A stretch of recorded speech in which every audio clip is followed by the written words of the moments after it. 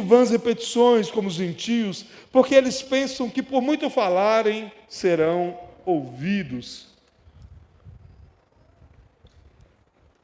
Em primeiro lugar, oração não significa que nós temos que fazer isso para as pessoas, mas nós devemos fazer isso para Deus. Israel era um lugar, em especial Jerusalém, que respirava a religião. Era um lugar onde a religião estava impregnada dentro do coração das pessoas. Da mesma forma que hoje aqui no Brasil se discute de forma precisa sobre futebol e política, naquele lugar, eles discutiam acerca de religião. Eles, além do templo que havia sido construído pela terceira vez, eles tinham também as sinagogas, que eram uma espécie de pequenos templos, onde eles se reuniam para poder orar. Sinagogas que haviam sido feitas ainda no período babilônico, lá na Babilônia, para que o povo se reunisse e pudesse lembrar da lei de Deus. Ali eles se reuniam e eles tinham consigo a importância de fazer orações. Não somente nessas sinagogas, mas também nas praças. O intuito dessas orações não era simplesmente falar com Deus, porque a oração é exatamente essa definição. É você saber que você está em uma conversa com Deus. Então a oração desse povo era algo que precisava com que as pessoas vissem. Era algo que as pessoas precisavam olhar e saírem admiradas daquilo que elas estavam fazendo. Ao orar, eles tinham em seu coração a devoção não para com Deus, mas para consigo mesmo. E que as pessoas chegassem e admirassem aquele estado em que eles estavam vivendo. Ao orar, eles apresentavam às pessoas quão religiosos eles eram. Apresentavam às pessoas o quão íntimo de Deus, entre aspas, eles eram. E por isso, eles chegavam diante do Senhor e faziam suas orações, mas Deus não os ouvia. E por isso, no verso 5, o Senhor vem nos dizer: em verdade lhes digo, porque eles já receberam a sua recompensa. Quem recebeu essa recompensa, senão aqueles que eram tidos como hipócritas? Jesus não vinha para alisar ninguém. Jesus não vinha para poder mostrar às pessoas simplesmente que elas eram boas, mas para poder quebrar dentro de si, de cada um daqueles que ouviam a Ele, a importância de se moldarem, não mais de como eles estavam, mas moldar aquilo que era boa, perfeita e agradável à vontade de Deus, a imagem e semelhança de Deus. Por isso, Jesus começa chamando a esses homens de hipócritas. Ele começa dizendo: e quando orarem, ou seja, isso é uma prática natural, não sejam como os hipócritas, porque dizem ser uma coisa, mas na verdade eles não são. Eles dizem ser homens que gastam tempo em oração, mas eles não oram, eles não estão falando com Deus. O coração deles está em simplesmente viver um rótulo e não agradar aquele que é o verdadeiro Deus, em levar a sinceridade do seu coração ao verdadeiro Deus. Eles oram em pé nas sinagogas, nas praças, não para que o Senhor possa ver, mas para que os homens possam ver. Em uma disputa de cadeiras, em uma disputa de um lugar onde simplesmente a religião respirava, ou melhor, exalava, eles estavam preocupados não com Deus, mas com a opinião do próximo. E por isso, a recompensa deles nunca vinha de Deus. Por isso o Senhor não atendia as orações deles. Por isso o Senhor não os ouvia e não trazia para eles aquilo que eles precisavam. Porque o Senhor os chamava de hipócritas. Porque eles não tinham o seu coração, a sinceridade de falar com Deus, mas era falar para que os outros viessem a ouvir. Para que viesse a mostrar, não aquilo que o coração deles estava vivendo, mas aquilo que de fato a sua mente queria transparecer para os outros. Tanto é que o verso de número 7 comprova o que eu estou dizendo. Dizendo que, e orando, não usem de vãs repetições. Jesus está dizendo acerca de quem? Senão dessas pessoas que estavam nas sinagogas, que estavam nas praças, e que não apresentavam ao Senhor a verdadeira adoração, a verdadeira oração. Porque o Senhor chama a cada um de nós para vivermos uma vida relacional. O Senhor não vai ser vencido pelo cansaço. O Senhor não será vencido pelo tanto que você vai falar, o tanto que você vai insistir. Mas o Senhor irá te conduzir a orar por aquilo que Ele quer te dar. Pense bem na escala que eu estou dizendo. Deus está aqui, de tamanho, e nós não temos tamanho algum. Em questão de soberania, Ele está aqui. E nós não temos poder para mudar nada. É a ordem dEle que nos conduzirá a viver o propósito. Por isso, nós não devemos usar de vãs repetições.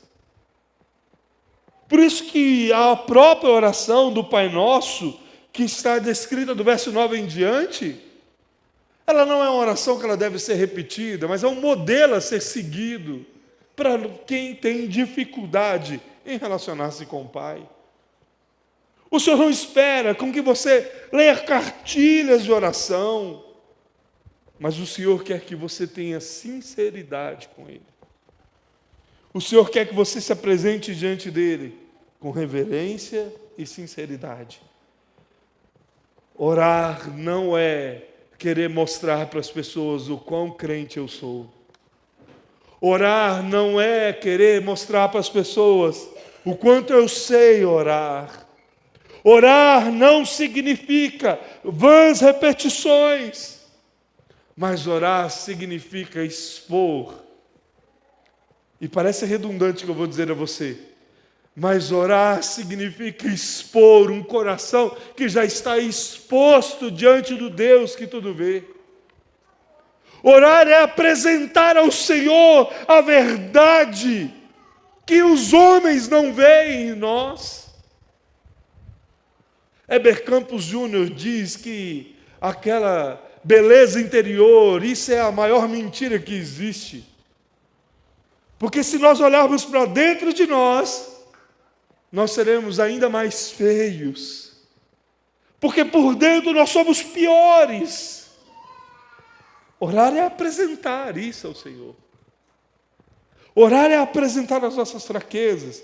Por isso orar, o verso de número 6 vai dizer: mas, porém, entretanto, ao orar, entre no seu quarto e fechada a porta, ore ao seu Pai que está em secreto, e o seu Pai que estiver em secreto lhe dará recompensa.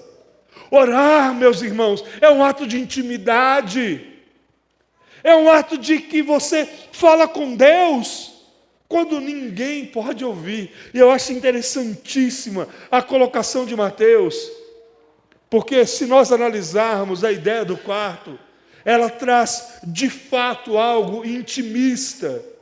Ela traz de fato algo que venha trazer um grau extremo ou alto de intimidade. Quando você recebe alguém na sua casa, você chama alguém para almoçar na sua casa, você leva essa pessoa na sala, você leva essa pessoa na cozinha. Hoje em dia, como na moda, no espaço gourmet. Mas você nunca leva a pessoa para dentro do quarto. O quarto é o lugar da sua esposa. O quarto é lugar de intimidade. Os filhos podem entrar dentro do quarto, mas de vez em quando. Não é sempre, porque o quarto é um lugar íntimo. É um lugar de privacidade. E o Senhor está te dizendo que oração é uma conversa a dois. É uma conversa onde o Espírito Santo vai interceder por você. Ele vai levar as suas orações até o Pai, intercedendo com gemidos inexprimíveis. apresentando ao Senhor: olha, o Lucas tem orado por isso, mas ele deve continuar um pouco mais na aprovação que ele está passando. Ou olha, ele já sofreu o suficiente, ele já aprendeu, melhor dizendo, o suficiente. Ele já está moldado, já está mais parecido conosco. Por isso, pode o Senhor já o conduzir a orar por aquilo que o Senhor quer dar, Pai. É isso que o Espírito faz conosco, porque a oração é algo íntimo.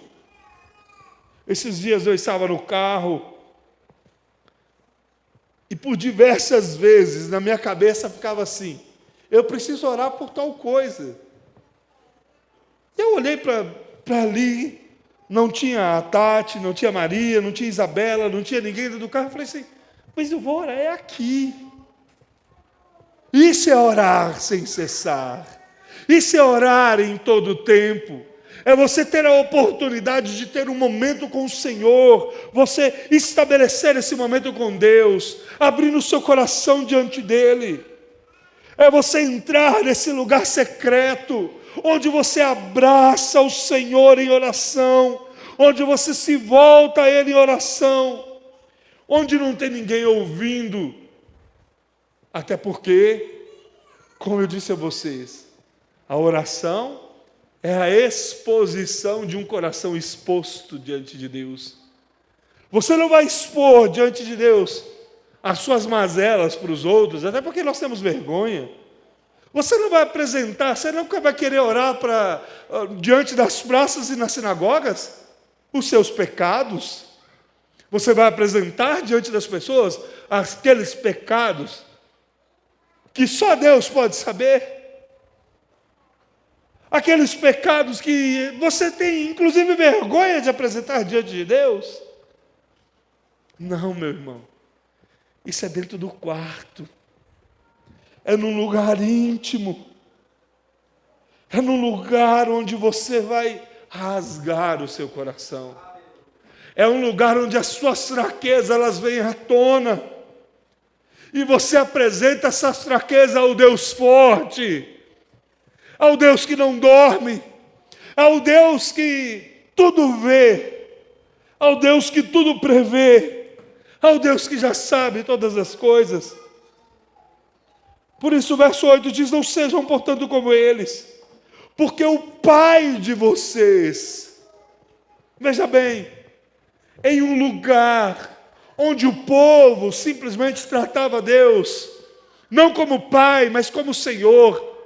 Jesus, nesse momento, e Mateus descreve isso com muita graça, ele aumenta o grau de intimidade, ele aumenta o grau de relacionamento.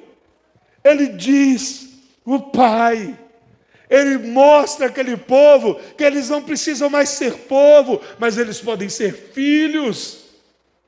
E por isso eles chamam Deus de Pai. Ele diz: não sejam, portanto, como os hipócritas.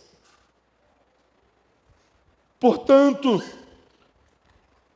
porque o Pai de vocês sabe o que vocês precisam antes mesmo de vocês pedirem. Ou seja, que maravilhoso é poder servir a esse Deus. Que maravilhoso é poder ser chamado de filho de Deus. Esse Deus é um Deus tão grande, tão maravilhoso, que Ele simplesmente nos chama de filhos sem nós merecermos. Ele nos dá o direito de o chamar de Pai e simplesmente nos conduz a entender que, antes de eu orar, Zé, Ele já sabe do que eu preciso. Antes de eu pedir Ele, Ângela, Ele já sabe do que eu preciso. Sabe das nossas necessidades, Preto? Ele já sabe de todas elas. E talvez você olhe hoje e pergunte assim: mas por que eu tenho que orar então? Se orar para os outros verem, expor um coração religioso, isso está errado. Então, por que eu devo orar se Deus, que é o meu Pai, já sabe o que eu preciso antes mesmo de eu pedir? Porque um filho que se preze, veja bem, um filho que se preze, Ele tem prazer de relacionar com seu Pai. Ele tem prazer de mostrar ao Pai o quanto Ele quer conversar com Ele. O quanto Ele não tem medo de apresentar os seus medos, as suas fraquezas, as suas dificuldades, as suas alegrias, diante desse Pai, que já sabia o que Ele iria dizer. Jesus nos chama a um ano diferente, meus irmãos. A um ano de nós conhecermos Ele mais. A um ano de nós nos esquecermos um pouco de mostrar às pessoas e começarmos a nos mostrar, a nos abrir completamente a Ele. Há um ano de nós nos voltarmos a um profundo relacionamento com Ele. A nós entendermos a realidade de quem nós somos diante dEle, ou de quem nós podemos ser diante dEle. O que nós não podemos é estar do jeito que simplesmente nós estávamos antes. O Senhor não quer que você mostre o quão você é religioso. O Senhor quer que você mostre a Ele o quão íntimo você é dEle. Pastor, mas então quer dizer que orar em voz alta está errado? Não, de forma alguma. Orar, levantar um clamor, então está errado? Não, de forma alguma, pelo contrário. Sim, nós devemos orar, nós devemos apresentar a Deus a nossa oração, como nós fazemos toda sexta-feira aqui em clamor. Mas o que importa dentro de todas essas orações é a intenção do meu coração ao estar orando. É o que eu estou querendo fazer quando eu estou orando. É como eu quero mostrar às pessoas como eu estou orando. Quantos querem chegar diante de Deus impondo, gritando, como se Deus fosse surdo, ou simplesmente impondo a Ele, querendo demonstrar uma certa autoridade. A autoridade não é nossa, a autoridade ela é de Deus, e não é pela força da nossa voz, mas é pelo quão íntimo nós somos dEle. É pelo tanto que nós entramos dentro desse quarto, fechamos a nossa porta, e em secreto nós falamos com Ele. O quanto nós temos oportunidade de nos relacionar com Ele. Você pode sair daqui de 3 formas essa noite. Você pode sair daqui com todos os problemas que você vive e continuar da mesma forma que você está, sem orar, porque a oração não é algo fácil, a oração não é algo simples. Nós não temos vontade de orar. Oração é disciplina. Oração é compromisso. Oração é responsabilidade. De você querer chegar e simplesmente falar com o Pai. Então você pode sair daqui sem querer continuar orando, buscando alternativas em tudo e em todos. Ou você pode também sair daqui da mesma forma que você entrou. Você que tem um costume de orar, mostrando a intenção do seu coração em os outros verem que você é uma pessoa de oração, recebendo os elogios direto dos outros, por você ser uma pessoa de oração. Ou você pode sair daqui diferente. Você pode sair daqui com essa palavra no seu coração, entendendo que você não é povo de Deus, mas você é filho. E por ser filho, você precisa ter intimidade. Você precisa ter momentos com Ele. Você precisa ter um lugar onde você apresenta o seu coração diante dEle. Que você chega diante dEle e não tem nada a esconder, por pior que seja. Você pode sair daqui sabendo que a principal terapia, ou melhor, o principal ponto de terapia que você pode ter É uma conversa sincera com Deus. Eu estava em um determinado lugar, eu e a Tati, uma determinada vez. E nós estávamos voltando para Juína. E ao deitar, antes de deitar, nós começamos a conversar alguns assuntos, em certo ponto delicados, acerca da igreja, alguns posicionamentos. E eu me lembro que ao deitar, muitas vozes começaram a invadir a minha cabeça. E eu comecei a perder o sono. E eu me lembro que eu fui para o divã do Senhor. E ali eu apresentei a Deus tudo aquilo que estava acontecendo, os meus sentimentos, os meus medos, as situações que eu haveria de enfrentar ou algo nesse sentido. E eu, com toda a convicção do meu coração, posso dizer a você, o Senhor foi acalmando a tempestade que o meu coração queria criar. Os medos que a minha situação pecadora queria aumentar, simplesmente estavam diminuindo, estavam se acalmando, porque aquele que é o Deus que sonda e esquadrinha todas as coisas, estava trazendo a paz que excede todo entendimento ao meu coração. Ele foi tirando o meu medo, foi tirando a minha agonia, e logo peguei no sono e dormi. E em paz eu levantei, porque ali o Senhor estava comigo. Antes de você buscar ajuda em pessoas, antes de você, inclusive, muito obrigado, meu amor. Antes de você, inclusive, buscar atendimento pastoral, olhe para dentro de você e se encare como filho de Deus. Senhor, eu preciso do Senhor. Mas entenda bem, tudo isso vai dar certo, desde que você cumpra o que o próprio Mateus, no capítulo 7, vai nos dizer. Aquele que ouve essas minhas palavras e as pratica será comparado ao homem prudente.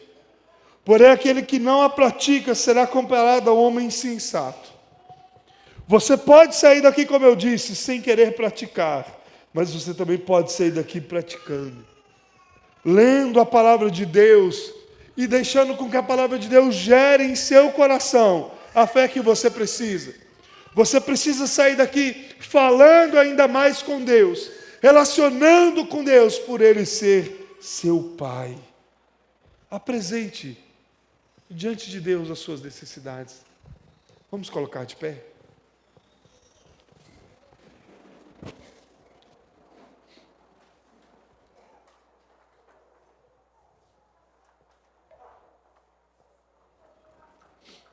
Olhe para mim. Eu quero te perguntar nessa noite. Quais são os seus medos? Quais são os seus problemas? O que você tem enfrentado? O que tem acontecido com o seu coração? Você tem estado ansioso? Você tem estado preocupado? Você tem estado com medo?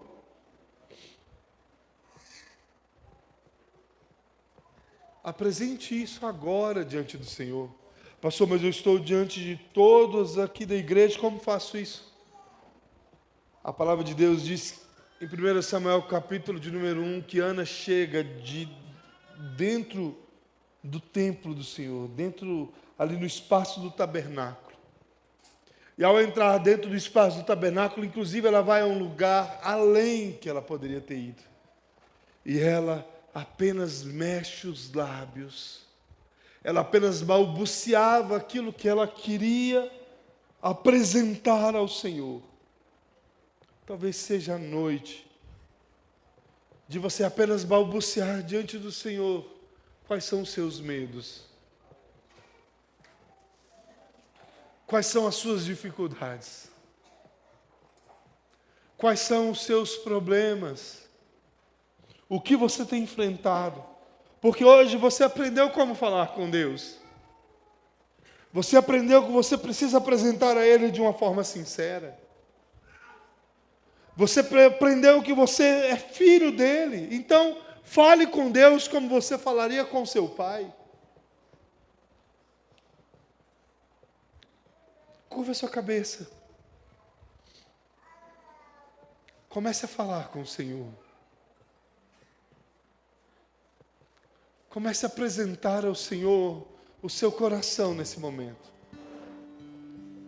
Comece a apresentar ao Senhor o seu coração nesse momento.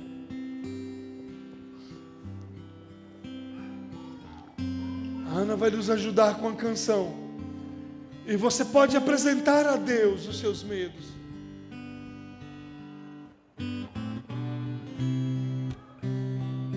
Fale com Deus. Ei, meu irmão, mais real do que eu e você, o Espírito Santo aqui nessa noite.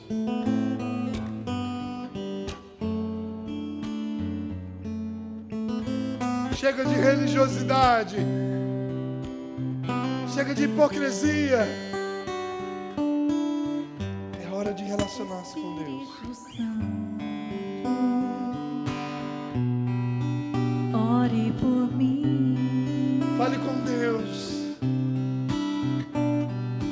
Leve pra Deus tudo aquilo que eu preciso. Espírito Santo, use as palavras que eu necessito usar, mas não consigo. Ajude nas minhas fraquezas. Não sei como devo pedir. Espírito Santo, vem interceder por mim.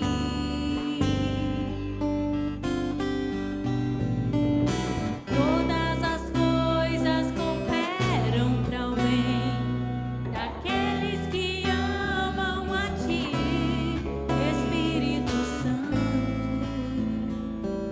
vem orar por mim. Estou clamando, estou pedindo. Só Deus sabe a dor que estou sentindo. Meu coração está ferido, mas o meu clamor está subindo. Estou clamando, estou pedindo. Só Deus sabe a dor que estou sentindo.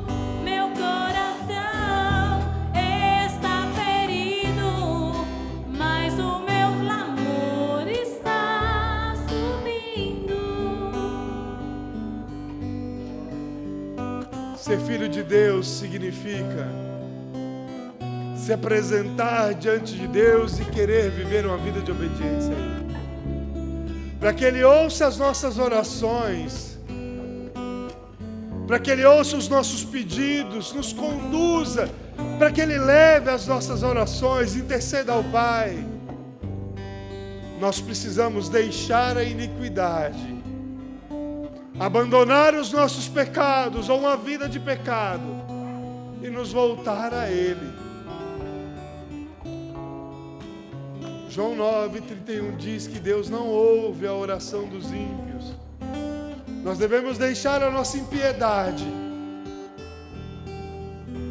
para que Ele possa nos adotar como filhos. Por isso, nessa noite, você tem a oportunidade de passar a ter as suas orações ouvidas pelo Pai. Porque se o Espírito Santo te trouxe, é porque Ele quer mudar algo na sua vida. Por isso eu tenho que te fazer um convite nessa noite. Talvez você tenha sofrido situações extremamente difíceis e tenha pensado assim: Deus não tem me ouvido. Talvez de fato não. Mas isso tudo pode mudar a partir de hoje. Quando você se entregar a Ele e dizer: Senhor, eu quero ser teu filho. talvez você seja pai, mãe, ou um dia você queira ser pai, queira ser mãe. Eu tenho certeza que você espera, mesmo que não seja, você espera ter filhos obedientes, filhos que te obedeçam, que são dispostos a te obedecer, mesmo quando contrariados. Por isso, o Senhor quer que você o obedeça. Ele quer que você viva a vida com Ele, relacionando com Ele, conversando com Ele, falando com Ele. Se nessa noite você está aqui e deseja se tornar filho de Deus, você precisa dar o primeiro passo, entregando a sua vida a Ele. Tem alguém nessa noite que deseja entregar a sua vida para Jesus, dizendo: Jesus, através do teu sangue, eu posso ser filho de Deus, ser filho do Pai.